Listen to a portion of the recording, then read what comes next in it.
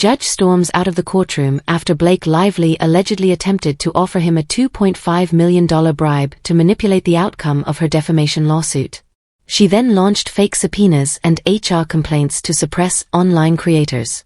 Now, she's been blacklisted by Hollywood, deserted by her inner circle, and is drowning in legal mayhem. Yes, we're talking about that $2.5 million bribe she allegedly tried to slip past everyone's radar. And by radar, we mean a sitting federal judge in the middle of an active trial. What's more outrageous? That she believed it would work, or that her team thought it was subtle? It wasn't. This all happened on July 10th, and courthouse leaks hit the press within hours. Reports say Blake, or someone representing her, offered a $2.5 million charitable donation to Judge Ronald Graves, packaged in a crisp envelope labeled Green Nest Foundation. Let's be clear, this wasn't a community fundraiser or celebrity photo op with UNICEF. This was a flat-out bribe, a desperate maneuver to tilt a verdict she knew she was losing. And don't be fooled by the foundation's name. Court auditors had already flagged that group for suspicious activity. It didn't take long to connect the dots, especially since the so-called donation included a handwritten note promising long-term media calm in return for a favorable decision. Imagine the arrogance it takes to think you can buy off a federal judge with a charity check. Judge Graves, who's known for being uncompromising when it comes to courtroom integrity, didn't blink. He didn't even finish the session. He reportedly handed the note straight to the bailiff, stood up, and walked out, mid-hearing. Just left. No dramatic monologue, no lecture, just a gavel slam and a look of disgust. TMZ and Reuters picked up the story within the hour. The courtroom was sealed off for 24 hours due to a judicial conflict of interest. Meanwhile, Blake's legal team stayed silent, dead silent, like crickets in a graveyard. So why did she go to such reckless lengths? Easy, her case was unraveling fast. The leaks were devastating. First, group chat screenshots surfaced, directly contradicting the story she'd sworn to in court. Clear timestamps, context, undeniable receipts, her entire narrative shredded by her own digital trail. Then came the shocker. Her former assistant filed a sworn statement just 2 days earlier, stating Blake knowingly approved a completely fake press strategy, fully aware it was dishonest. Basically confirming the whole, "I'm the victim" act was a scripted PR fantasy. And guess what? The jury was catching on. Internal court polling revealed that 60% of those surveyed believed Justin Baldoni was telling the truth. Imagine being Blake, watching those numbers shift and realizing you weren't just losing the trial, you were losing the public. The judge wasn't the only one she couldn't manipulate. And it only got worse. One of her top PR firms dropped her. Done. Gone. They cited unethical directives found in email threads. Imagine being so shady that even your spin doctors quit. They didn't even wait for cleanup, they exited immediately. On top of that, Blake's social credibility tanked 18% in just 2 days. The same tools Hollywood uses to decide who gets cast, or cancelled. That kind of plunge doesn't just mean fans walked away, it means brands, streamers, and execs are pulling back, asking themselves if she's even worth the risk. The answer, no. Now let's talk about the courtroom meltdown itself. It was dramatic in the worst possible way. Eyewitnesses in courtroom 3A saw Judge Graves slam his gavel so hard it echoed. As soon as he read the note, he demanded a recess, and not a "let me think about this" break. He shut the session down on the spot. Court transcripts confirm he said, and I quote, "I will not tolerate what appears to be a gross breach of ethical boundaries." That's judge speak for "get this bribe out of my face." And here's where it blew up online. Security footage from a hallway camera showed the judge leaving chambers with 2 guards, clearly furious. That clip hit Twitter and exploded. People didn't just watch, they analyzed every second. The judge didn't just walk out, he looked ready to file charges himself.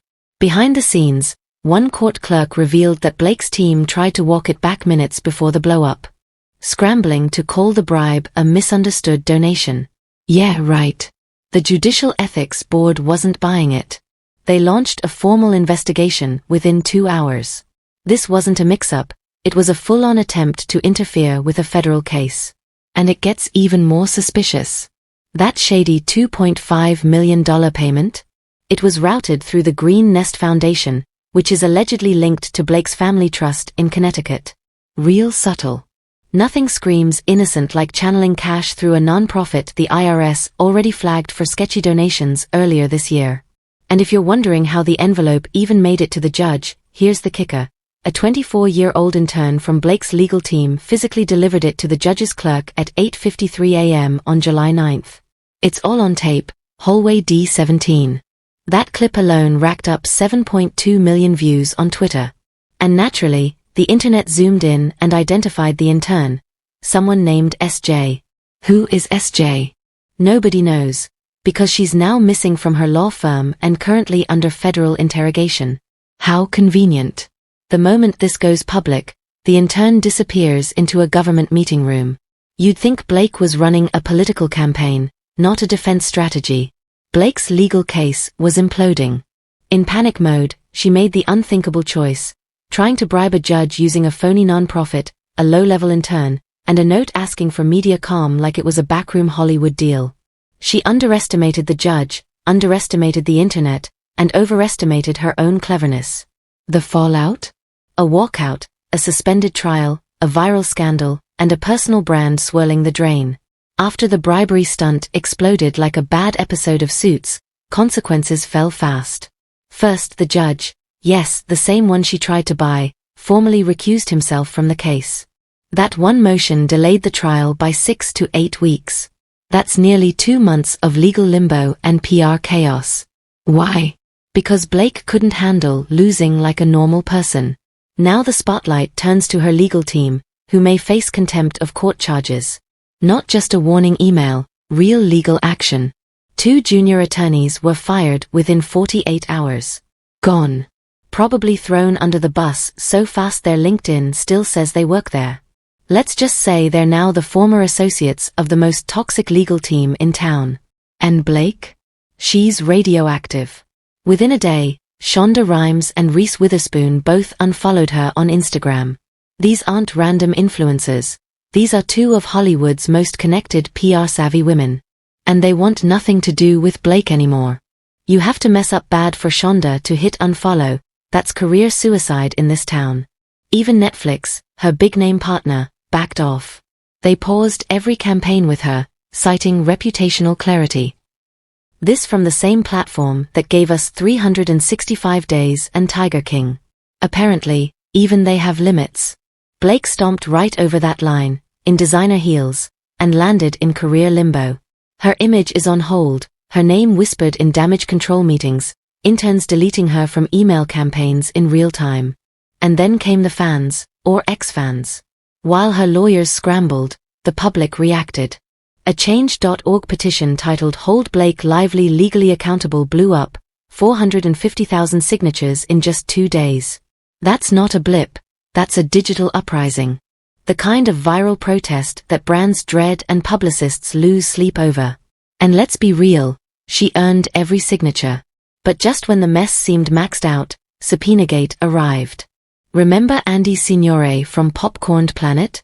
He got hit with a Google subpoena just for covering the Blake versus Baldoni legal saga. Blake Lively is subpoenaing Perez Hilton, Candace Owens, and Andy Signor? Uh-oh. The twist was that the subpoena turned out to be legitimate, confirmed directly by YouTube, even though Blake's legal team denied it not once, but twice. That's either stunning incompetence or a deliberate lie to hide how deep this situation really goes. Andy's lawyer, Nate, called the firm and was told the subpoena was fake. He called again, same answer, still fake. Except it wasn't. Google validated it, and YouTube's official support account on Twitter actually stepped in and confirmed the email was a legitimate part of their user legal notice policy. In other words, yes, this subpoena is real, and Blake's lawyers are misleading people. To make matters worse, Andy shared a recorded phone call where the receptionist literally said, "We don't know," and that Ezra was only accepting messages. Seriously, this isn't a pizza place. You can't just take a message when someone asks if they're being served a legal order. And because Blake Lively's team apparently can't go 5 minutes without igniting a social media firestorm, this tiny PR spark exploded into a full-scale scandal. Content creators across platforms picked up on it immediately. The hashtag Subpoenagate trended like crazy. People were outraged. If Blake's reputation was shaky before, imagine what it looks like now that her legal reps are being accused of gaslighting creators while secretly attempting to access their private data.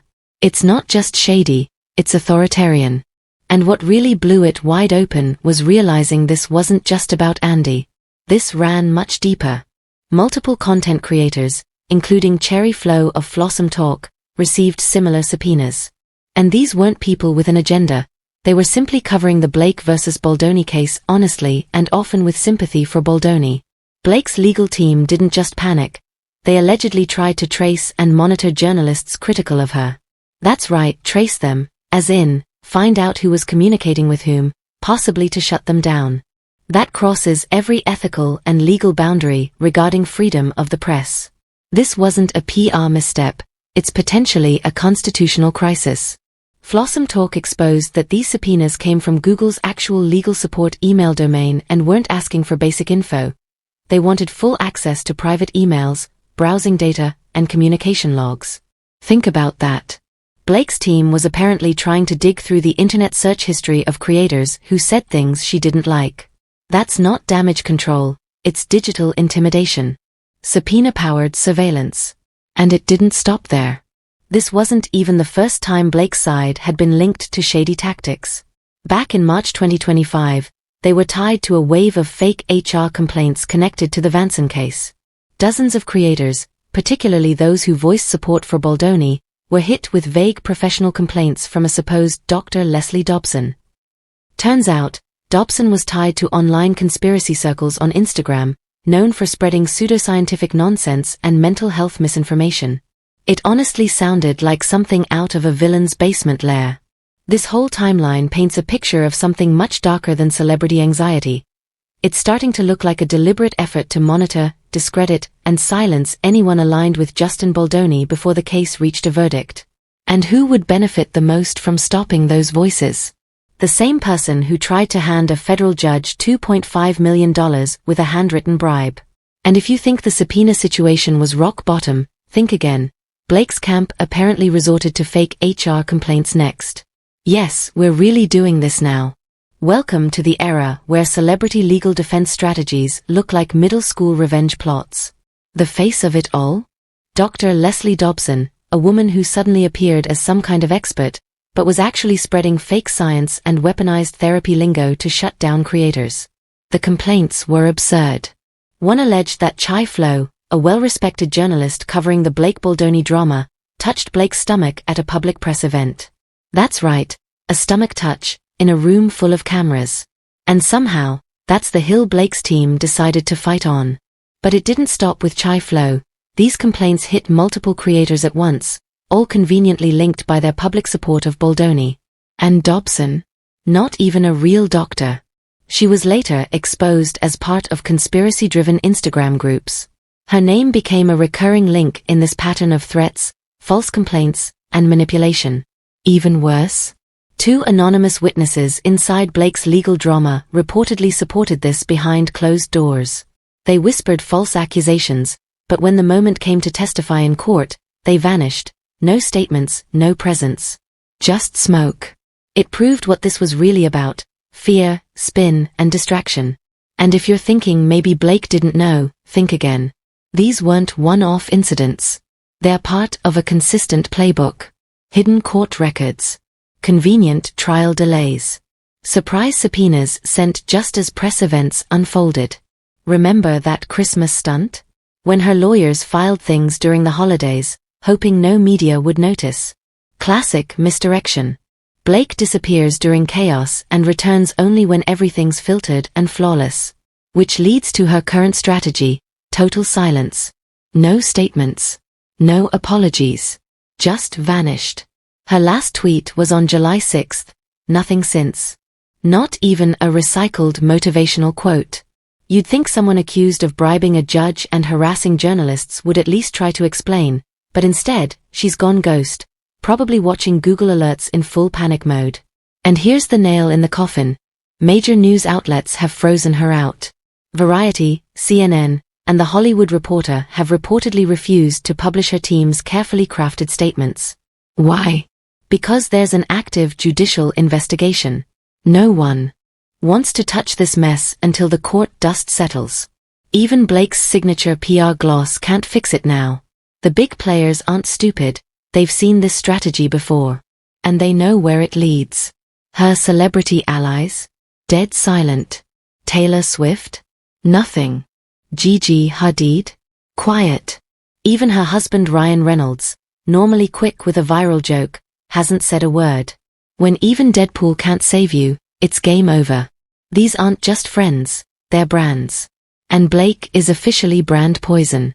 Nobody's willing to risk their image to defend someone who thought bribing a federal judge was a good idea. And if all that wasn't unhinged enough, sources say Blake allegedly has a scandal response manual on standby. That's right, an actual script for when things hit the fan. According to former assistants, she used a nearly identical playbook when she was cast in It Ends With Us and fans rebelled. She apparently keeps a recycled list of calm quotes, victim shifts, and image-saving language ready to deploy at any moment. Honestly, someone should leak that doc. It might be the only authentic piece of PR she has left. Even insiders are warning this could be the end. One anonymous rep said she could face permanent damage if this judge bribery scandal escalates federally. And spoiler, it already has. This isn't just about image. This is about law. Real charges. Real investigations. And possibly real jail time. Bribing a judge isn't a press crisis, it's a felony. And no carefully filtered Instagram grid can distract from that. Meanwhile, creators like Andy Signore and Cherry Flow aren't backing down, they're joining forces. Yes, actual collaboration among creators. They're sharing receipts, recorded calls, timelines, and publicly calling for protection from this harassment. What started as a shady denial is now a full-on digital rebellion. And it's just getting started. Judge Graves' courtroom exit wasn't the end. It's likely just the beginning. His removal opens the door to deeper scrutiny into what Blake's team has been doing all along. Subpoena-gate. Fake HR complaints. Hidden filings. Holiday cover-ups. It's all coming out. The next judge won't just walk into a court, they'll walk into a media firestorm, armed with a stack of receipts and the public watching. And let's be real, this isn't a bad week. It's a career-level collapse. Wrapped in arrogance, sealed with denial, and exposed by the very people Blake tried to silence. She thought she could PR her way out of this. Smile here, fake empathy there, a staged charity moment if needed. But not this time. This time, the proof is too loud.